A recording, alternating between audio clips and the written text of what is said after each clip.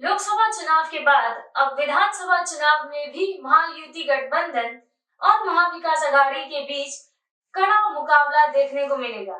महायुति गठबंधन ने पहले ही अपनी सीट बंटवारे पर सहमति बना ली थी, जिसका जिक्र हमने कल के वीडियो में देखा। वहीं आज महाविकास आघाड़ी ने भी अपने सीट बंटवारे को लगभग 80% तक पूरा कर दिया है। चलिए देखते हैं महाविकास आघाड़ी की मौजूदा स्थिति। नमस्कार, आप देख रहे हैं प्रातःकाल और मैं हूं आपके साथ आंचल मानिक। लोकसभा चुनाव में कांग्रेस का प्रदर्शन बेहतरीन रहा था, जिससे पार्टी का आत्मविश्वास और बढ़ गया है। इस मजबूत प्रदर्शन के आधार पर कांग्रेस आगामी विधानसभा चुनाव में सबसे ज्यादा सीटों पर चुनाव लड़ेगी। महाविकास आघाड़ी के भीतर कांग्रेस को 288 में से 119 सीटें मिली हैं, जिससे उसे गठबंधन में बड़ा भाई माना जा रहा है।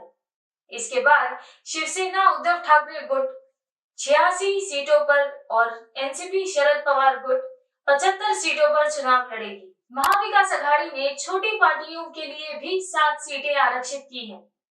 इनमें शिकाग को 3, समाजवादी पार्टी को 2 और सीपीआई-एम को 2 सीटें दी गई हैं। शरद पवार गुट का लोकसभा चुनाव में प्रदर्शन उल्लेखनीय रहा है। 2019 के बाद भाजपा में असंतोष का फायदा उठाते हुए पवार ने अपने राजनीतिक कद को मजबूत किया और कई असंतुष्ट नेताओं को अपने पाले में लाकर एनसीपी की स्थिति को भी मजबूती दी। वहीं कांग्रेस का आत्मविश्वास लोकसभा में मिली कामयाबी के बाद 7वें आसमान पर था, लेकिन हाल ही में हरियाणा विधानसभा चुनाव में मिली हार ने कांग्रेस को थोड़ा बैकफुट पर ला दिया है।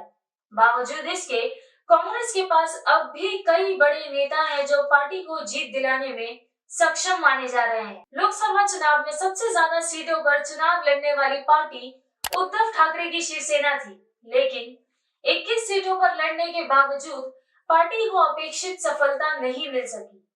इसके अलावा शिवसेना का विभाजन भी पार्टी के लिए एक बड़ी चुनौती साबित हो रहा है। पार्टी की शक्ति सीमित हो गई है और उसका प्रभाव मुंबई तथा उसके आसपास के क्षेत्रों तक ही सिमट कर रह गया है। इसके बावजूद उद्धव ठाकरे की मुख्यमंत्री बनने की महत्वाकांक्षा साफ झलक रही है। अब ये देखना दिलचस्प होगा कि ये महत्वाकांक्षा उन्हें सफलता दिलाती है या पार्टी को नुकसान पहुंचाती है। चुनाव की तारीखों की घोषणा के साथ ही राजनीतिक दलों ने जनता को लुभाने के लिए नई योजनाओं की घोषणा करनी शुरू कर दी है। मुख्यमंत्री एकनाथ शिंदे ने हाल ही में 10 नई योजनाओं की घोषणा की है, जिनमें प्रमुख है मुख्यमंत्री लाड़की बहन योजना, मुख्यमंत्री युवा प्रशिक्षण योजना, मुख्यमंत्री वयोश्री योजना, मुख्यमंत्री तीर्थ दर्शन योजना, मुख्यमंत्री बिजली पंप बिल माफी योजना। इन योजनाओं का मकसद चुनावी माहौल में जनता का ध्यान अपनी ओर आकर्षित करना है। महायुति गठबंधन भी विभिन्न योजनाओं के माध्यम से अपनी पकड़ मजबूत करने की कोशिश कर रहा है। जैसे जैसे चुनावी तारीख नजदीक आ रही है, वैसे वैसे महाराष्ट्र में सियासी पारा चढ़ता जा रहा है। राजनीतिक दलों के नेता और कार्यकर्ता वोटरों को अपनी ओर खींचने के लिए कोई कसर नहीं छोड़ रहे हैं। चुनाव में जीत हासिल करने के लिए हर पार्टी अपनी पूरी ताकत झोंक रही है।